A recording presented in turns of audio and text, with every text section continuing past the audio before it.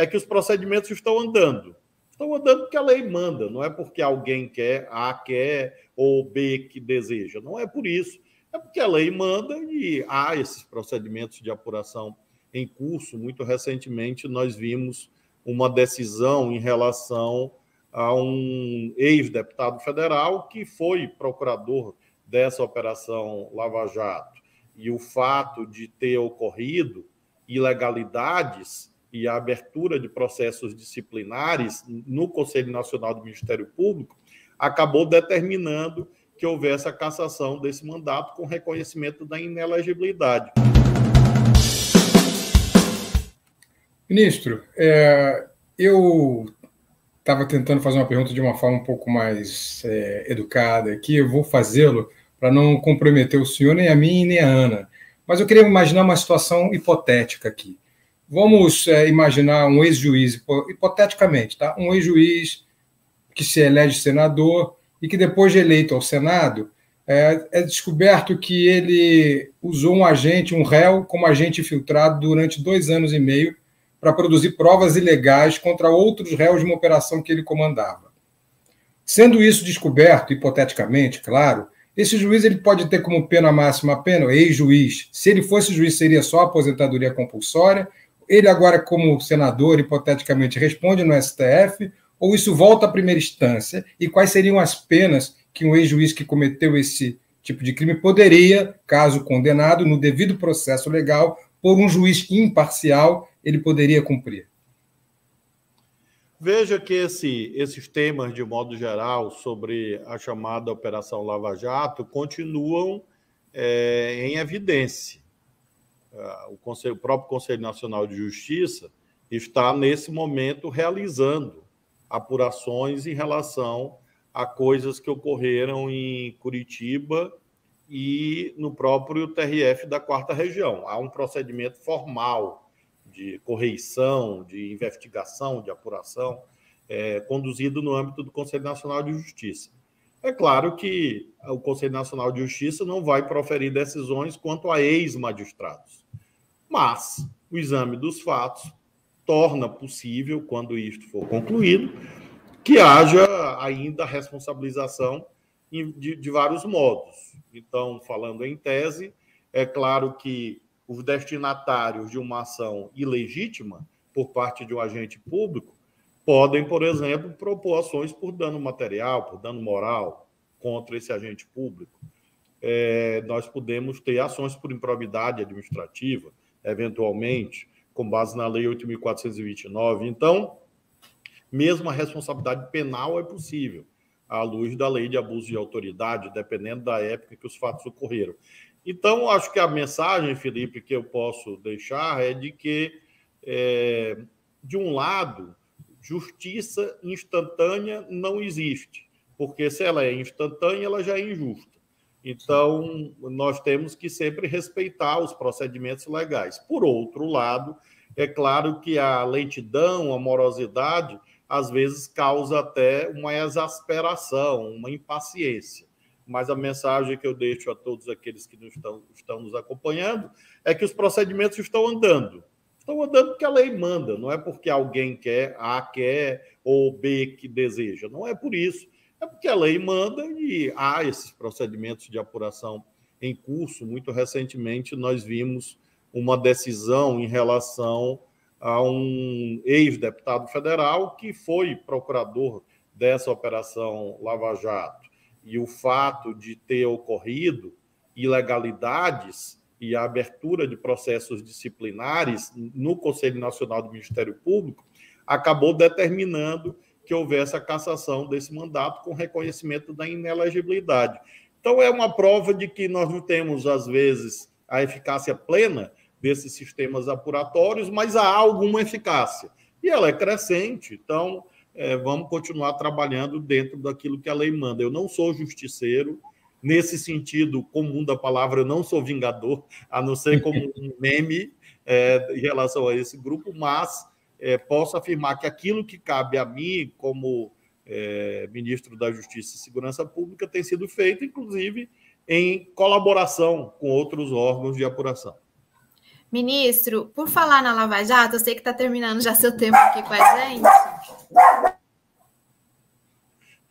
Esse é o cachorrinho da Ana, mas ele está bem. Vamos lá. A Mel, ela sempre participa aqui das lives. É o seguinte, um dos episódios mais tristes provocados pela Lava Jato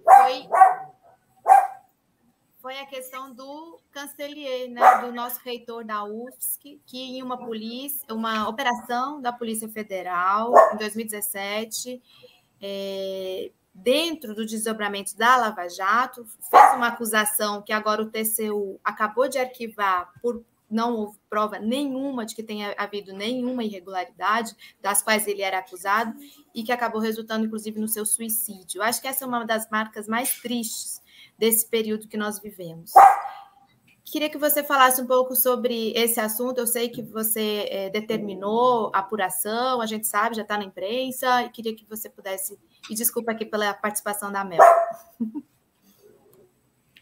Você tem razão, Ana, e como professor que sou de uma universidade federal, no caso a Universidade Federal do Maranhão, sabemos todos que esses procedimentos acadêmicos, esses procedimentos de gestão acadêmica, de gestão universitária, são imensamente sérios. É claro que há, eventualmente, um desvio aqui, outro ali, e você tem que fazer a apuração cuidadosa.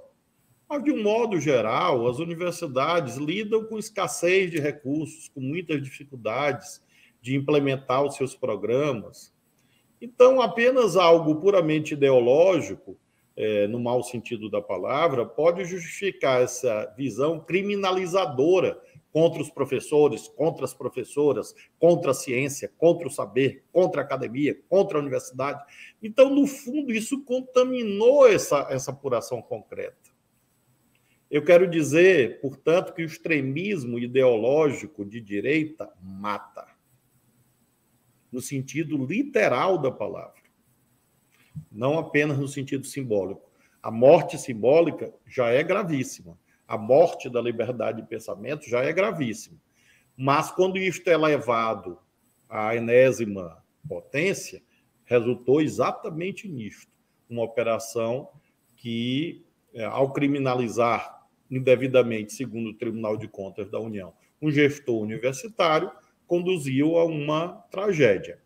Então, hoje, o que eu fiz exatamente? Houve um fato importante, que foi a conclusão do órgão de controle da probidade dos procedimentos administrativos, no caso do Tribunal de Contas da União, dizendo que aquela irregularidade apontada na época, de fato, não se configurou à luz do controle externo constante da Constituição. Então, com base nesse fato, hoje eu estou enviando à Polícia Federal essa decisão do Tribunal de Contas da União, porque ela constitui um fato novo para que a Polícia Federal apure o que aconteceu na época, para que haja desdobramentos, eventualmente penais, se for o caso, e também análise disciplinar, porque no caso da Polícia Federal, houve integrantes da Polícia Federal, assim como houve integrantes do Ministério Público e do Poder Judiciário,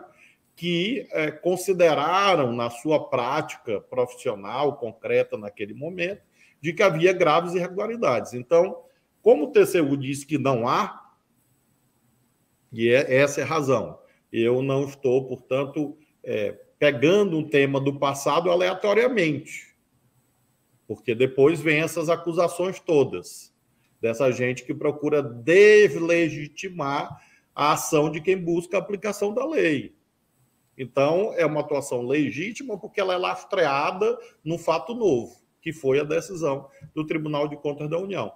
E ainda hoje esse ofício, essa representação minha está indo para a Polícia Federal, deve estar nesse momento aqui, até na minha mesa, que está lotada de papel, mas ainda hoje ela vai ser encaminhada, e aí eu, por intermédio das redes sociais, comunicarei, porque acho que é uma dimensão fundamental para o caso concreto, para que as pessoas possam, afinal, saber o que houve, mas também nessa visão que eu sempre enfatizo, a visão prospectiva, pedagógica, preventiva, para que essas páginas de trevas não se repitam no Brasil, porque as consequências são irreversíveis. Ministro, eu sei que... Ana e Felipe, quando eu vejo ontem, o Tribunal de Contas da União foi quinta-feira. Ontem, um político vai atacar quem? Os professores, novamente.